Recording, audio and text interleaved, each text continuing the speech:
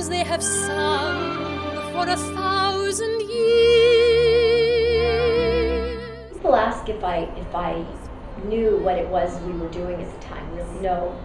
You know, I was 5 years old. I was doing my job. I was enjoying being in Austria with my mother and my sister, and I loved what I was doing. The popularity of the film always astounds me. I think when it first came out, and while we were doing it, we had absolutely no idea that we'd be sitting here in 2010 and talking about it to Facebook. You know, it's interesting being a member of the Von Trapp family. My family kind of distanced us a bit from the movie and the musical when we were kids because they wanted to make sure that we would stay grounded. They didn't want us to think that we were too special.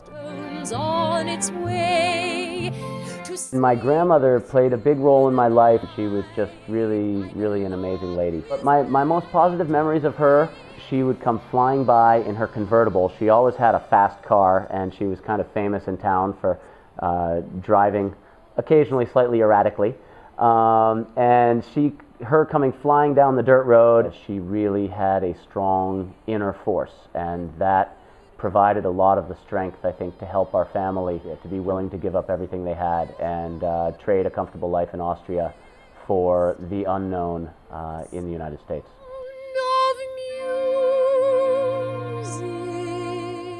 People sometimes ask if I was scared of Christopher Plummer because he had such a gruff facade and everything, but no, I absolutely wasn't. And he was distant and detached, but he was not the least bit mean or unpleasant to us. Julie was absolutely adorable, and I think most of us fell really madly in love with her at the time. She was always fun and teaching us to sing, and those looks you see of adoration on camera of me looking at her, that was not acting.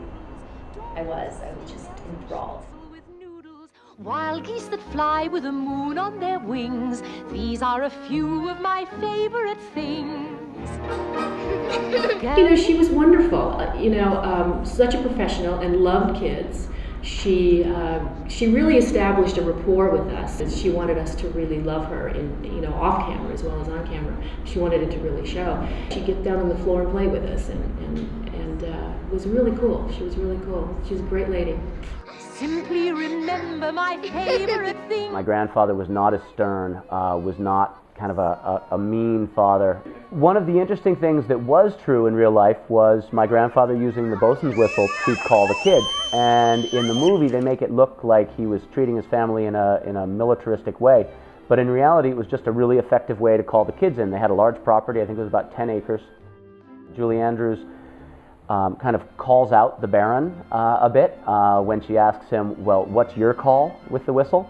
And I like that bit of a sharp tongue. I think all in all, she portrayed her quite well. In reality, my grandmother Maria and my grandfather, the Baron, were married in 1927, didn't leave Austria till 1938, 11 years later. Of course, life is usually more complicated than movies, and I'm not so sure that my family's history was G-rated. But I think that she did a good job.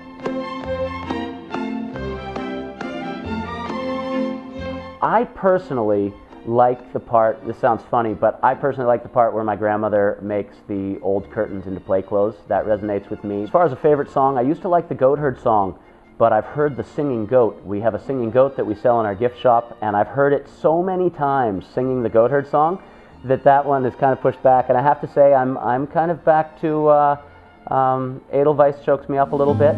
Edelweiss, Edelweiss, every morning you greet me. I think it was Do Re Mi. It's because I associate it with the fun we had filming the segment.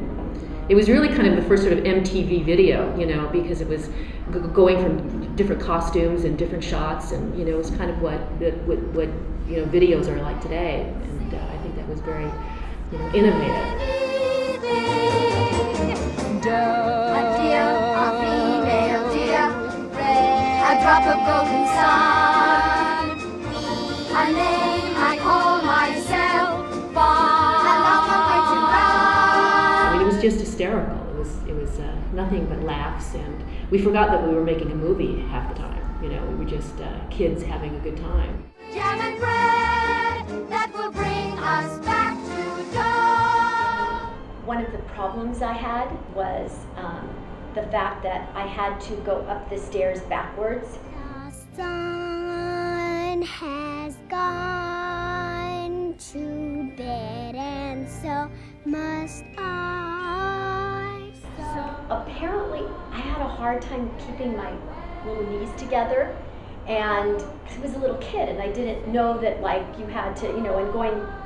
So that was the big thing of that particular scene. I remember one day we walked in and we had these, in the 60s they had these little pixie bands that you pull your hair back with, and we tucked our hair underneath the bottom of the pixie band to make it look like we'd cut our hair.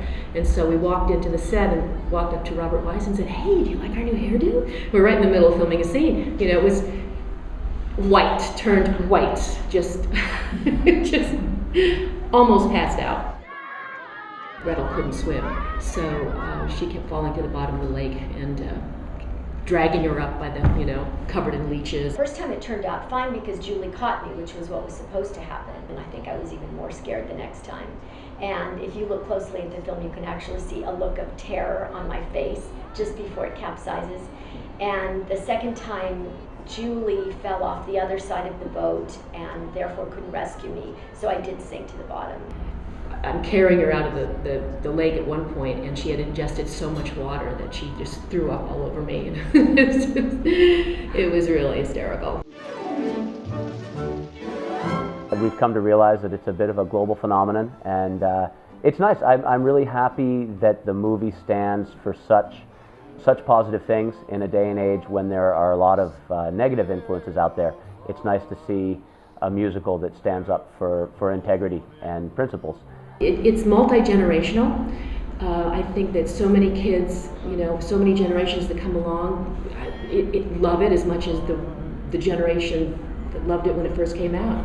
It was very moving to me to really internalize the fact that I was playing a historical character. Their true story is actually even more fascinating than it was portrayed, I think, in the film. People often give the credit to my family for the success of The Sound of Music, and I actually think that comes from Rodgers and Hammerstein. If it weren't for their unbelievably catchy music and words, I don't think the movie or the musical would have ever had the level of success that it did. It means a lot to me to know that what my family has done has given that many people hope. And in reality, we've met people who've said, "Oh, I had the strength to leave my home country and try to escape oppression because of seeing The Sound of Music." And what can you say to that? I think we're the ones who are humbled by a statement like that.